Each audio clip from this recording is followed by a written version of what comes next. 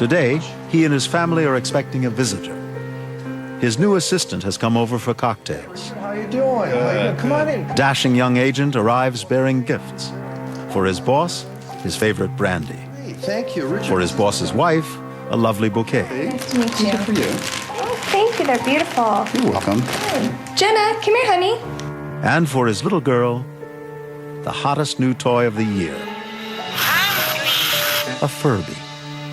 These talking electronic marvels are all the rage with the kids, and they're impossible to find. Needless to say, the little girl is delighted. The boss's new protege scores some major points.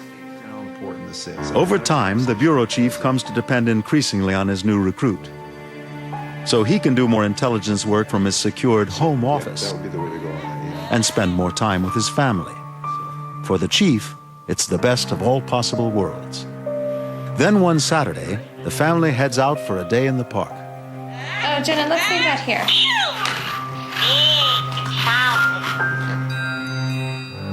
But when they return home, the chief sees signs of a forced entry while they were gone.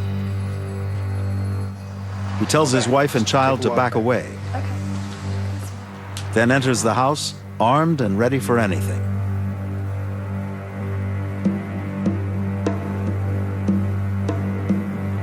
But strangely, nothing is disturbed. He searches all through the house. But there isn't anything missing. Not clothes, money, nor anything else. Is there anything missing? Except Where's Furby, Mommy? Furby.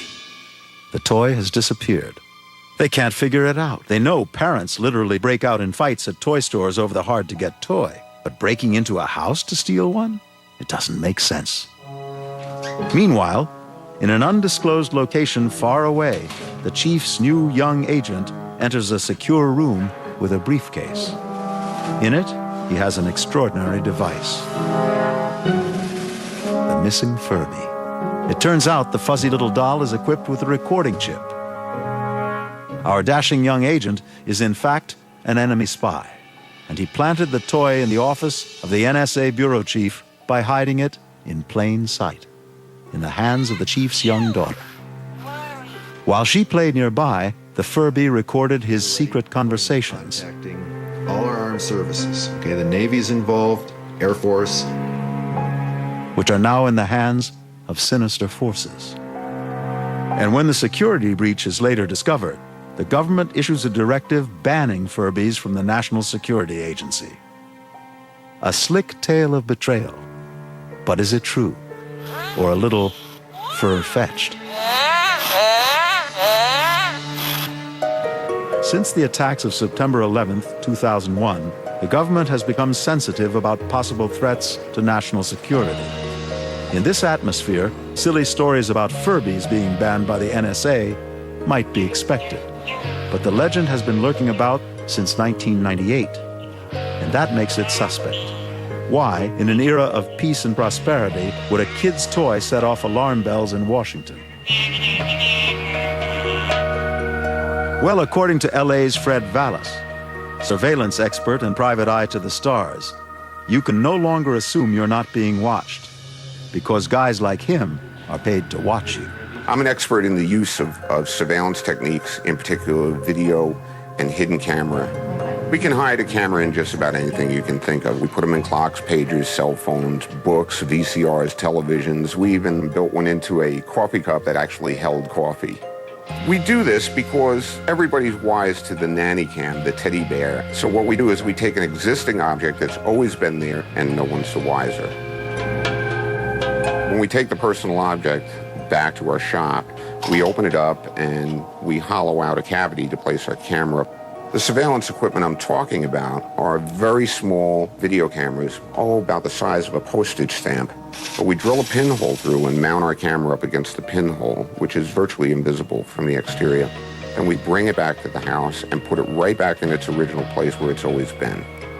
From there, we either transmit out to a vehicle or we hardwire into a VCR, which is hidden someplace else in the house. And from then on, nothing happens out of sight of the homeowner. But everyone isn't as savvy about surveillance as Fred Vallis. Those who aren't have been caught in the act at everything from petty theft to child abuse. And very often, it's been with a camera buried inside a child's toy. But these toys don't include Furbies. It's so chock full of electronics, it's only this big, that you couldn't really put a camera or a microphone in it without making it look pregnant. And in the legend, it's the Furby's own technology that presents the security threat. And what makes this plausible is how sophisticated kids' toys have become these days. Wild Planet is a leader in spy toys dreamed up for the James Bonds of tomorrow. Their iLink communicator has an eyepiece that displays a text message sent to you from another wearer. To respond, you just type in your secret message on a wrist-top keyboard and send it to your fellow spy, where it pops up on his eyepiece. Hi, Amanda. And if you've just got to hear the latest gossip from your older sister, the spy micro-listener will give you the inside scoop. If we have like a pillow fight and tell secrets. Of course, these are all for fantasy play, but the technology is impressive. Impressive enough to make you wonder about Furbies. And what if the NSA did the same thing? To know the truth of all this, we need the complete rundown on what a Furby can and can't do. And who better to demonstrate that than Furby's own inventor? The Furby does a lot of various things. It has sensors. It can tell if you touch its tummy, it laughs. If you rub Furby's back, it purrs because it likes that. It can tell if another Furby's in the room. It'll talk back and forth to it. It can tell if it's held upside down, which it doesn't care for much. But it was the fact that Furbies respond to voices that launched the legend. Some folks thought this ability included recording voices and playing them back. So in December of 1998, an NSA employee made an internal inquiry as to whether Furbies were permitted at work. The response was a memo stating that any device that recorded sounds or images was banned, including Furbies. Furbies were just assumed to have recording capability. When news of the memo got out, the press treated it as a Furby alert, an exaggeration of reality, sensationalizing the NSA's paranoia.